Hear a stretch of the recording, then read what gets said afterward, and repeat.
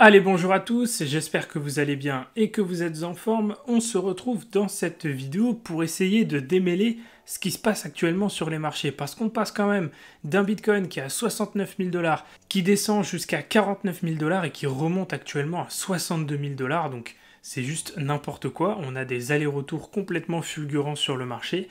En réalité, tout ça est complètement logique et je vais vous expliquer dans cette vidéo ce qui se passe et donc comment, avec ce qui se passe actuellement, on peut anticiper ce qui va se passer par la suite.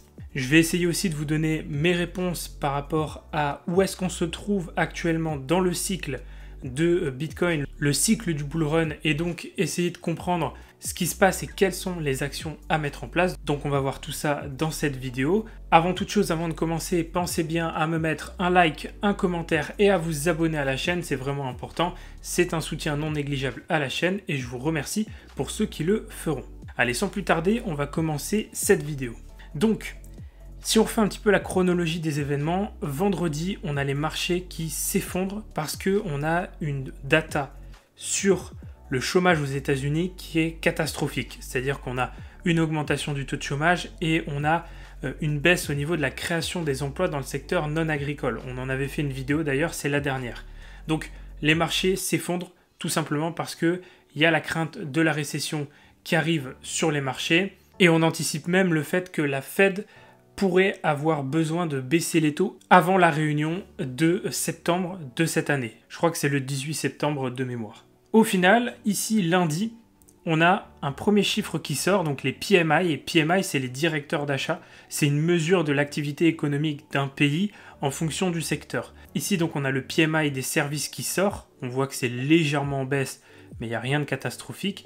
Et on a surtout le PMI ici, non manufacturier de l'ISM, donc le secteur non manufacturier, qui sort complètement en hausse, puisque le chiffre précédent était de 48,8 et on sort à 51,4. Donc on repasse au-dessus du niveau des 50. À noter que pour le PMI, on a une base à 50. Au-dessus de 50, on est en expansion de l'économie, on est en croissance. En dessous de 50, on est plutôt en contraction du secteur donc qui est mis en avant par le PMI, donc les directeurs d'achat. Donc première bonne nouvelle pour le marché qui commence à réagir à la hausse dès lundi. Ensuite, on a eu une deuxième bonne nouvelle pour le marché, ça c'était hier, donc jeudi, où on a eu ici les inscriptions hebdomadaires au chômage qui sont sorties avec un chiffre plus important que l'estimation, puisque on avait donc un précédent à 250 000 inscriptions hebdomadaires au chômage. Ici, l'estimation était de 241 000 et on sort à 233 000 inscriptions hebdomadaires au chômage. Donc on voit qu'il y a moins d'inscriptions hebdo au chômage que prévu, ce qui va à l'encontre des chiffres qu'on avait vus précédemment, donc vendredi dernier, sur le taux de chômage et la création d'emplois dans le secteur non agricole. Donc en fait, ces chiffres-là sont venus complètement compenser les chiffres qu'on avait eus la semaine dernière et le marché en fait a tout simplement rebondi en se disant en fait il n'y a pas de raison de paniquer, il n'y a pas de raison de penser à une récession parce que les chiffres ne sont pas si mauvais que ça. Et maintenant, toute la question c'est quelle est la tendance qui va se confirmer? Est-ce que les prochains chiffres, donc des ventes au détail, de la confiance des consommateurs, etc., est-ce qu'ils vont plutôt aller dans le sens justement de ces chiffres de cette semaine, donc des chiffres plutôt positifs, ou alors est-ce que ça va être l'inverse et ils vont plutôt aller dans le sens des chiffres qu'on a eu vendredi, donc des chiffres plutôt négatifs. C'est pour ça qu'il va falloir être très attentif aux chiffres qui vont sortir dans les prochaines semaines, parce que chaque chiffre positif ou négatif va avoir un impact direct sur le marché, puisque le marché est à fleur de peau et il essaye d'interpréter tout ce qu'il peut interpréter en sa faveur ou en sa défaveur, de manière à avoir un plan plus précis et une vision plus précise de ce qui peut advenir dans les prochains mois. Donc on est vraiment dans une phase où on a une certaine forme d'incertitude, personne ne sait trop où donner de la tête, récession ou pas récession, hausse des marchés ou baisse des marchés. Donc on voit que le marché fait un peu tout et n'importe quoi, et on l'a vu avec Bitcoin, on passe de 69 à 49, on passe de 49 à 62, bref ça n'a un petit peu aucun sens, il y a une forte volatilité, et ça évidemment il faut le prendre en compte dans vos analyses, et surtout ne regardez que les datas concrètes, c'est-à-dire les chiffres. C'est la seule chose qui est concrète et qui nous donne vraiment les informations qu'on recherche. Tout le reste, ce n'est que du vent et du bruit qui nous vient la plupart du temps des réseaux sociaux. Techniquement maintenant, je voulais parler de deux choses, donc on va pas beaucoup s'attarder sur l'analyse technique de Bitcoin, mais je vais surtout m'attarder sur l'analyse technique du VIX et du Bitcoin CME. Rapidement ici, très simplement sur Bitcoin, vous voyez que la zone d'achat elle a parfaitement réagi. Si vous vous rappelez de l'analyse que j'avais faite précédemment, j'avais dit que tant qu'on ne venait pas casser ce plus haut ici, il y avait une probabilité qu'on revienne chercher le niveau des 52. C'est ce qu'on a fait, on est venu le chercher, donc enfin on valide ce niveau et on a eu une très très belle réaction puisqu'on a repris depuis environ 18% et au max quasiment 20%, donc c'est très très propre, c'est magnifique. Maintenant, ce qu'il faut prendre en compte, c'est qu'on n'a plus de raison pour moi d'aller au sud, on n'a plus de raison d'aller chercher des niveaux à la baisse, donc de redescendre en dessous du plus bas qu'il a fait à 49, tout simplement parce que je n'ai plus de zone d'extension. La première zone a été faite ici, la deuxième zone a été faite ici, donc on a validé les deux zones d'extension. Maintenant, j'ai envie de dire, la prochaine zone à aller chercher, c'est celle-là, puisqu'on ne l'a toujours pas faite, la zone à 75. Donc j'ai plutôt maintenant des orientations haussières, des objectifs haussiers, plutôt que des objectifs baissiers, puisqu'ils ont littéralement tous été faits, tous été validés par le marché. Évidemment, si le prix revient à l'intérieur de cette zone, tant que cette zone reste valide, c'est-à-dire tant qu'on ne repasse pas en dessous de 49 000 ici, et qu'on clôture en dessous, c'est même pas 49, je crois que c'est même 47. Tant qu'on ne repasse pas en dessous de 47 et qu'on reste dans cette zone, on continue de chercher de l'achat sur Bitcoin.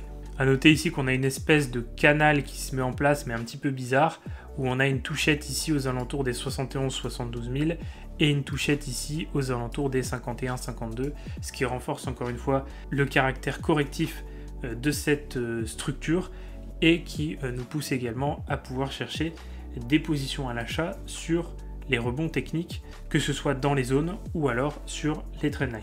Le Bitcoin CME, donc rapidement, c'est important de voir ici qu'on a eu donc un double gap. On avait un gap ici à combler qui a été du coup comblé avec cette baisse, mais on l'a comblé en créant un autre gap. Donc automatiquement, on allait devoir remonter pour aller combler ce gap-là et aussi celui-ci forcément puisqu'on l'a traversé sans vraiment le combler. Ici, on est donc en train de combler le gap baissier qu'on a créé entre 62 et 59 000 $. Donc là, on est en train de le combler, c'est plutôt propre. L'idéal, c'est qu'on s'installe un petit peu à l'intérieur, histoire de bien nettoyer ce gap. Donc ça nous fait un prix entre 59 et 62. Donc globalement, ça pourrait être le cas ce week-end, voire début de semaine prochaine, où on s'installe un petit peu à l'intérieur de ce gap. Et ensuite, l'objectif, c'est tout simplement d'en sortir et d'aller chercher de nouveau plus haut. Et ce qui est bien, c'est qu'on est venu combler ce gap-là assez rapidement, d'où le fait qu'on avait une forte probabilité de revenir à 60 000.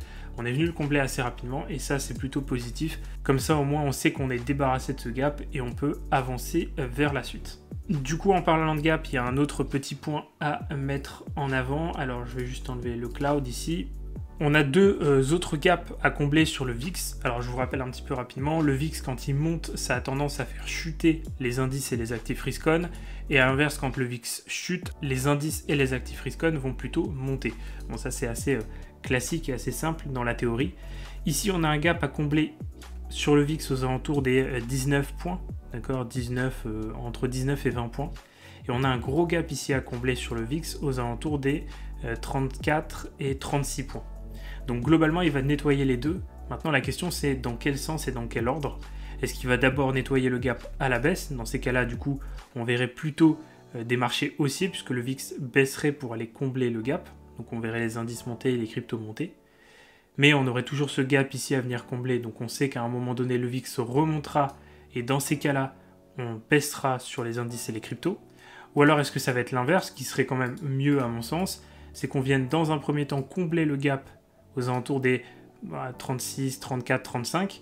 On comble ce gap complètement. Donc là, dans ce scénario, les indices vont chuter et les cryptos vont chuter. Mais ensuite, une fois qu'on aura comblé ce gap, on va pouvoir redescendre sur le VIX, revoir les cryptos monter et les indices monter, jusqu'à revenir ici, combler ce gap entre 19 et 20 points. Et donc là, ça serait parfait puisqu'on aurait les indices qui repartiraient à la hausse, les cryptos qui repartiraient à la hausse, et le VIX qui aura du coup comblé ces deux gaps, et qui sera aux alentours des 19-20 points, donc un niveau idéal pour pouvoir avoir des marchés haussiers, et du coup des crypto-monnaies, des indices qui nous font de nouveau plus haut. Donc à surveiller ces deux gaps-là, ils sont vraiment importants parce que le VIX comble toujours ces gaps, c'est vraiment un des seuls indicateurs qui comble systématiquement les gaps. Donc on sait qu'à un moment donné, les cryptos vont rechuter dans les prochains jours, prochaines semaines, parce qu'il faudra que le VIX vienne combler ce gap à 34-35 automatiquement. il va créer des baisses sur le marché des crypto-monnaies et sur le marché des indices. Dernier point avant de clôturer cette vidéo, c'est important de préciser que le cycle avance parfaitement. En fait, on est vraiment dans un cycle classique post-halving avec un Bitcoin qui est en train de driver les liquidités, de siphonner les liquidités du marché, puisque ici on a une Bitcoin dominance qui vient enfin de passer le niveau des 56 qu'on n'arrivait pas à passer depuis un moment, hein, si je vous le retrace ici, le niveau des 56 qu'on a rejeté une fois, deux fois, trois fois, quatre fois, donc sur 4 mois consécutifs, on n'a pas réussi à passer au-dessus de 56% de dominance, et là on a passé les 56, on a même passé les 57 et on va en direction des 58. Donc c'est vraiment le signe que la dominance de Bitcoin est en train de rafler toutes les liquidités, donc Bitcoin lui-même est en train de rafler les liquidités, et c'est tout à fait logique et c'est exactement ce qu'on veut, puisque pour que Bitcoin aille chercher de nouveau plus haut, il faut automatiquement que la liquidité aille dans Bitcoin pour valoriser Bitcoin, valoriser la market cap de Bitcoin. Et donc Bitcoin actuellement est le king, il représente 57,57% du marché crypto, donc de l'ensemble des liquidités du marché. Donc c'est vraiment juste énorme, hein. Il n'y a pas beaucoup de place actuellement pour les altcoins sur le marché, et c'est en soi tout à fait logique puisque c'est globalement ce qui se passe à chaque fois après un halving de Bitcoin. L'objectif ici, c'est que Bitcoin aille chercher 58%, ensuite 60% de dominance, ça serait vraiment l'idéal. Là, on pourrait vraiment voir un Bitcoin s'apprécier davantage et aller chercher de nouveaux ATH. Et ensuite, on aurait simplement à attendre, comme d'habitude, que Bitcoin consolide vers des niveaux entre 60, 62, peut-être 65% de dominance. C'est difficile de savoir où est-ce que ça va s'arrêter. Et par la suite, on verra la Bitcoin dominance qui va chuter, un petit peu comme c'était le cas ici en 2021, d'accord, 2020-2021, la Bitcoin dominance qui chute au profit justement, et c'était même le cas ici en 2019-2020, on voit du coup la Bitcoin dominance qui chute au profit du coup des altcoins qui vont driver cette fois-ci la liquidité à leur tour, donc Ethereum, les grosses caps, les middle caps, les low caps, etc. Et derrière, du coup, on verra un Bitcoin qui va plutôt se stabiliser, voire limite chuter, et au contraire, on verra une altcoin season avec les altcoins qui vont exploser de partout, puisqu'ils vont pouvoir profiter de la liquidité qui était dans Bitcoin et qui va se déverser vers eux, donc les altcoins.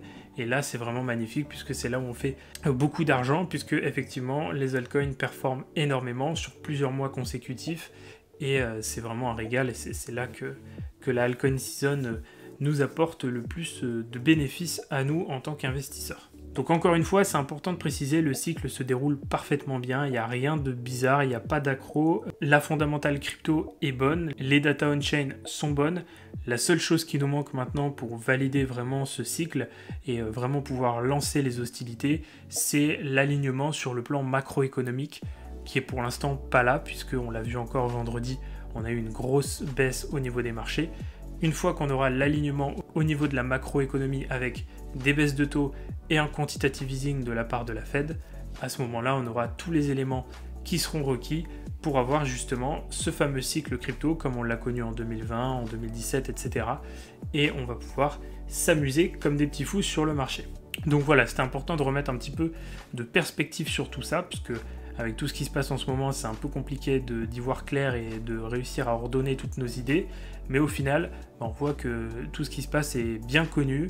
Il n'y a pas de nouveautés, pas de choses bizarres ou de choses différentes de ce qu'on a l'habitude de voir. Simplement, ça se répercute de manière différente dans le laps de temps que nous offre un cycle de bull run, et donc forcément il faut juste essayer de remettre un petit peu les idées en place comme une sorte de puzzle, mais une fois que vous avez fait ça, en fait vous vous rendez compte que tout se déroule parfaitement comme on l'anticipe et comme on l'imagine, et sur ça c'est vraiment parfait. Voilà, je vais m'arrêter ici pour cette vidéo, j'espère qu'elle vous aura plu. Si c'est le cas, pensez à me mettre un like, un commentaire, à vous abonner à la chaîne YouTube. Pour tous ceux qui veulent me retrouver sur mes réseaux, que ce soit Instagram, TikTok ou autre, vous avez tous les liens dans la description. Je partage régulièrement du contenu où j'essaye de faire des updates de ce que je partage ici sur YouTube, mais de manière plus récurrente sur ces réseaux-là, puisque ça demande aussi moins de travail, de montage, d'editing, etc. Pour ceux qui souhaitent me rejoindre sur mes différents programmes, tous les liens sont dans la description, que ce soit CryptoPump, Profit Illimité, ou alors simplement pour prendre un coaching avec moi, vous avez tous les liens dans la description. Et sur ce, je crois que j'ai tout dit, je vais vous laisser ici. Je vous souhaite à tous une excellente journée ou une excellente soirée, et comme d'habitude, dans de prochaines vidéos pour de nouvelles analyses et de nouveaux partages.